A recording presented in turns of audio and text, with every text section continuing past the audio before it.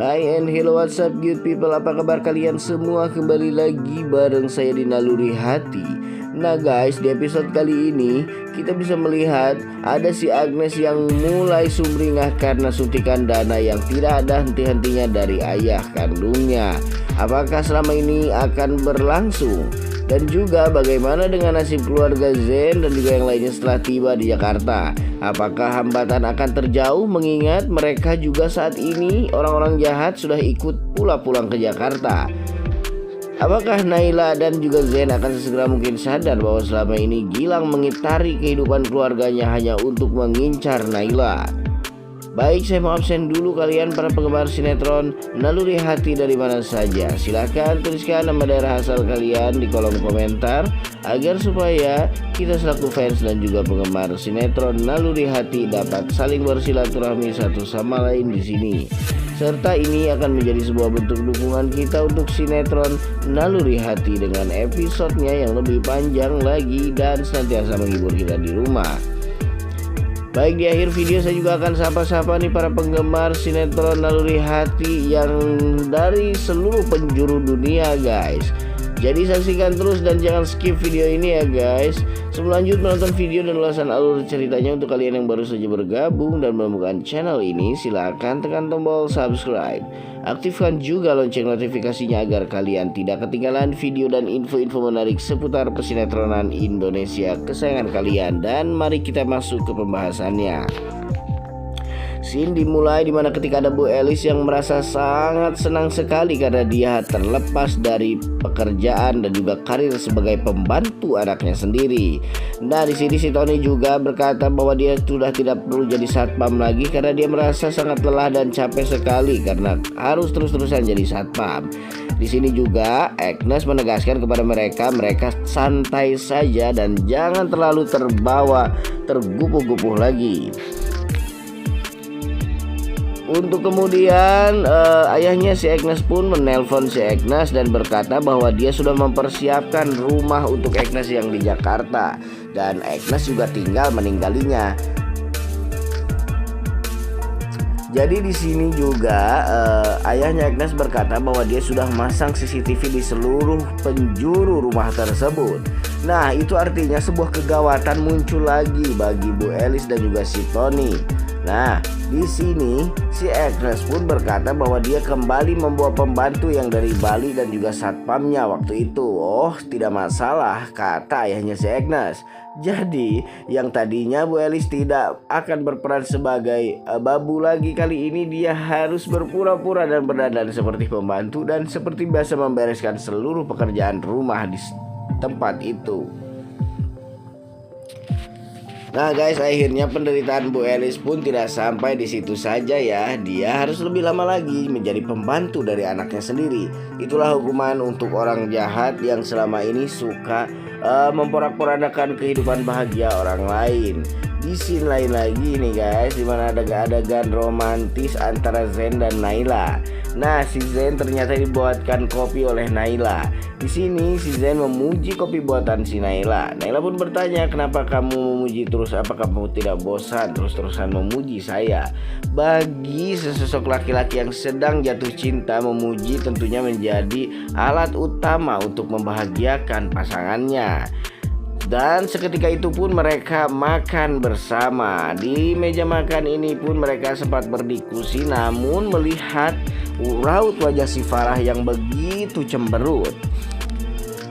Kecewa sekali karena acara mereka ke Jakarta itu merupakan acara yang sangat dadakan sekali, sehingganya Sarah tidak sempat menyempatkan waktu untuk bertemu dengan si Gilang. Bu Hanum pun bertanya kepada si Sarah, kenapa Sarah muka kamu kok ditekuk seperti itu, seperti riutan liang waduk. Nah, di sini si Sarah pun hanya terdiam saja, namun Naila dan juga Zen beserta Faiz memberikan isyarat lain kepada Bu Hanum. Bu Hanum yang tidak tahu apa-apa sebelumnya soal masalah ataupun rasa sayang Sarah kepada Gilang itu pun hanya bengang-bengong dan kepo sekali.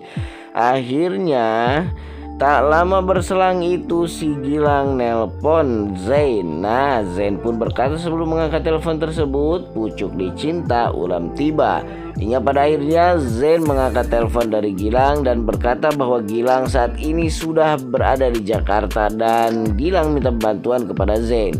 Zain berkata dia dengan senang hati akan membantu semua urusannya Gilang tanpa diketahui bahwa Gilang ini tidak merupakan sosok laki-laki yang sangat jahat dan durjana sekali seperti alien adudu di film Bobo Boy.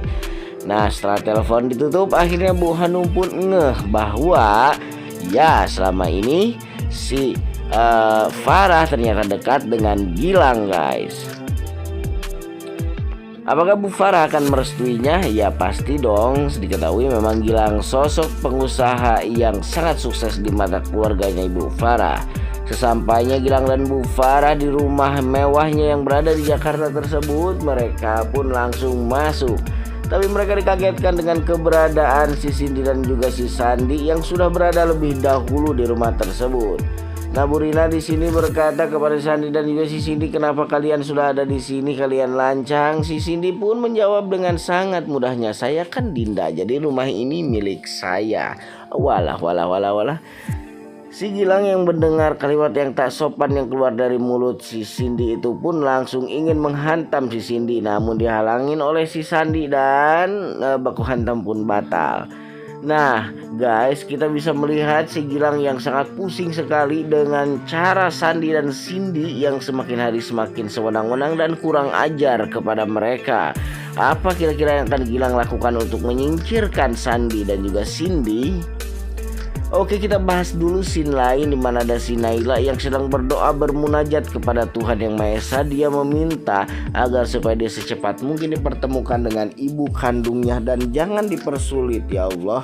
Oke, baik Naila, saya aminkan dari sini. Semoga kamu secepatnya bertemu dengan ibu kandung kamu dan kamu akan hidup bahagia di Cianjur, bertani, bercocok tanam dan juga memanen.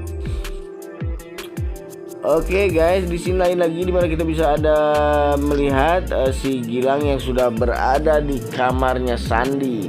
Nah, Gilang di sini masih saja memiliki watak dendam kesumat, guys. Dia pun berniat ingin membunuh Sandi dan saat dia ingin menghantam kepala si Sandi memakai vas bunga, datanglah Rina yang langsung mengingatkan si Gilang dan langsung membawa Gilang keluar dari kamarnya Sandi.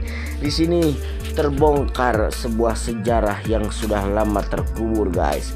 Ternyata setelah itu Bu Rina mengakui bahwa dia adalah ibu kandung dari Gilang. Gilang pun tidak menyangka dan tidak menduga. Pada awalnya Gilang emosi sekali kepada Ibu Rina. Namun setelah Ibu Rina menceritakan penderitaan dia bagaimana dulu sebelum dia mengenal Om Haryo, Gilang akhirnya terenyuh dan memaafkan Bu Rina.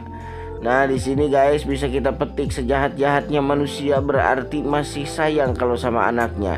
Sejahat-jahatnya anak juga masih akan sayang kepada ibunya. Jadi kedua orang jahat ini saling menyayangi satu sama lain sebagai anak dan ibu. Inilah pelajaran penting yang bisa kita ambil hari ini, kali ini dan di episode ini. Semoga saja di episode lain ada pelajaran yang lebih penting lain lagi daripada ini ya guys. Jadi mudah-mudahan saja Ibu Rina dan juga Gilang secepatnya mungkin akan bertobat. Jikalau saya doakan mati mereka, maka saya akan berdosa. Jadi saya doakan mereka semoga kedepannya lebih baik lagi, bertobatan nasuha dan jangan kembali lagi ke jalan yang mungkar.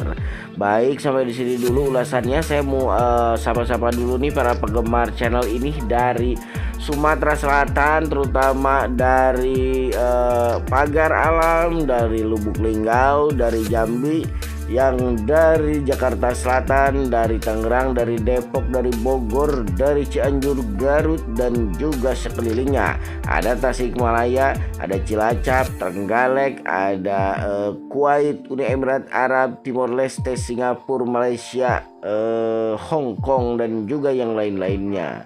Sampai di sini dulu guys berita dan info penjelasan alur ceritanya kali ini dari saya. Sampai jumpa di video-video selanjutnya. Jangan lupa like, comment, and subscribe everybody. Wah, capek.